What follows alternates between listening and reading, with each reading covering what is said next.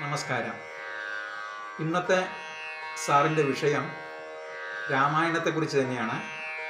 അതിൽ സാധാരണക്കാരായിട്ടുള്ള ജനങ്ങൾക്ക് മനസ്സിലാക്കാൻ വളരെ ബുദ്ധിമുട്ടുള്ളതും അതിബൃഹത്തുമായിട്ടുള്ള ധർമ്മശാസ്ത്രത്തിനെ തിയററ്റിക്കൽ ധർമ്മശാസ്ത്രം, അപ്ലൈഡ് ധർമ്മശാസ്ത്രം എന്നിങ്ങനെ രണ്ടായിട്ട് വിഭജിച്ചിട്ട് അതിൽ അപ്ലൈഡ് ധർമ്മശാസ്ത്രത്തിന് രാമായണം എന്ന ഇതിഹാസത്തിൽ വളരെ വിദഗ്ധമായിട്ട് എങ്ങനെ നമ്മുടെ ഋഷീശ്വരന്മാർ വിനിയോഗിച്ചു എന്ന് സാധാരണക്കാർക്ക് പോലും മനസ്സിലാവുന്ന തരത്തിൽ വളരെ സിമ്പിളായിട്ട് സാറ് വിവരിക്കുന്നത് നമുക്ക് ഒന്ന് കേട്ടു നോക്കാം.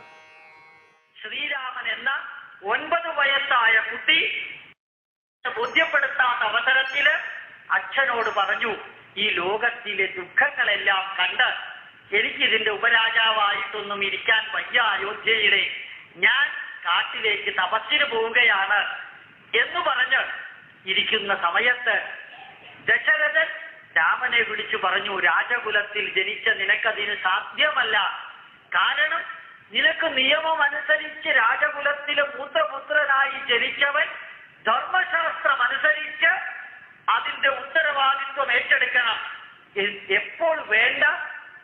ധൃതരാഷ്ട്രനെ പോലെയാണെങ്കിൽ വേണ്ട.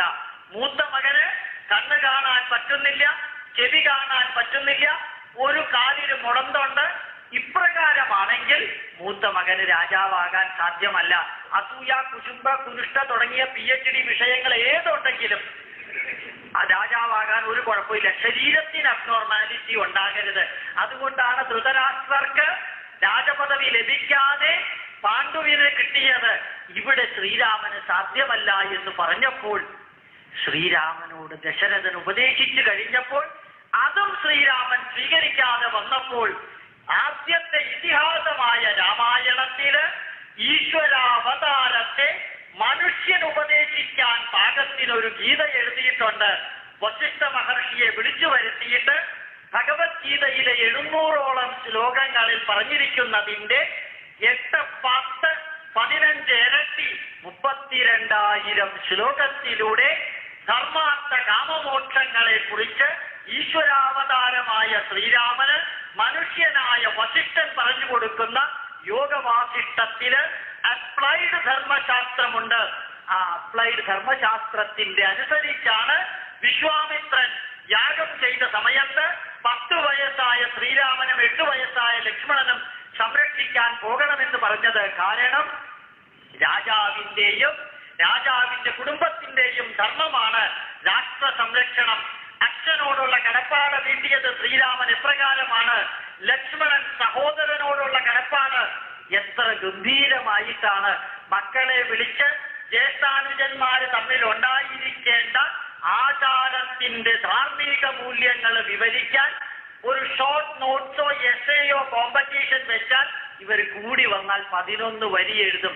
അതേ സമയത്ത് ശ്രീരാമനും ലക്ഷ്മണനും തമ്മിലുള്ള ബന്ധം രാമായണത്തിൽ വിവരിച്ചിരിക്കുന്നത് എപ്രകാരമാണ് എന്ന് പറഞ്ഞ് ഒരു എസ്സേ എഴുതാൻ 10ാം ക്ലാസ്സിലെ സ്റ്റുഡന്റിന് കൊടുത്താൽ ലക്ഷ്മണൻ ശ്രീരാമന്റെ കൂട്ടത്തിൽ നടന്ന് 14 വർഷവും വനവാസം മുഴുവനും കഴിഞ്ഞ് രാവണനെ നിഗ്രഹിച്ച് വിഭീഷണനെ പ്രതിഷ്ഠിച്ച് അവരുടെ പുഷ്പക വിമാനത്തിൽ ഈ അദ്ദേഹത്തിന്റെ ആന്ധ്രാപ്രദേശിന്റെ മുകളിൽ കൂടെ അയോധ്യ വരെ വന്ന ആ ചരിത്രം മുഴുവനും നടന്ന സമയത്ത് അനുജൻ എന്ന ലക്ഷ്മണൻ ജ്യേഷ്ഠൻ എന്ന രാമനോട് ധാർമ്മിക മൂല്യങ്ങൾ പ്രദർശിപ്പിച്ചിരുന്നത് എങ്ങനെയാണെന്ന് അപ്ലൈഡ് ധർമ്മശാസ്ത്രത്തിലൂടെ മനസ്സിലാക്കാൻ സാധിക്കും.